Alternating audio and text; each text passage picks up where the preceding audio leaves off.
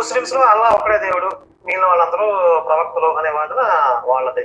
సరే, ఓవరాల్ గా కొంచెం అటు ఇటుగా ఉన్నప్పటికీ కూడా అన్ని మతాలలో కూడా దేవుడు ఒక్కడే ఉన్నాడు, ఒక్కడే ఈశ్వరుడు ఉన్నాడు అనే ఒక కన్క్లూజన్ కి వస్తారు. మరి ఒక్కడే ఈశ్వరుడు, ఒక్కడే దేవుడు సర్వ సృష్టికి అన్నప్పుడు ఇన్ని మతాలు ఎలా వచ్చాయి? అసలు ఒక్కడే దేవుడు ఇన్ని మతాలు సృష్టించడు కదా.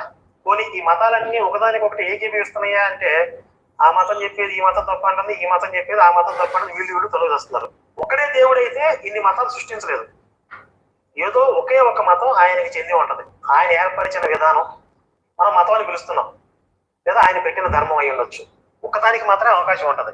ఎందుకంటే ఒకదానికి చాలా తెలివిగా కరుణాకర్ సుగుణ గారు చెప్తున్నారు. వాళ్ళ దేవుడు అంటే ఒక్కడేనంట, భిన్న భిన్న అవతార భిన్న పరివారంలో ఉన్నాడంట. శివుడు కూడా అదే పేరుతో, వీళ్ళందరూ కూడా అదే పేరు ఉందట. ఈశ్వరుడు అంటే అందరికీ చెందుతుందట.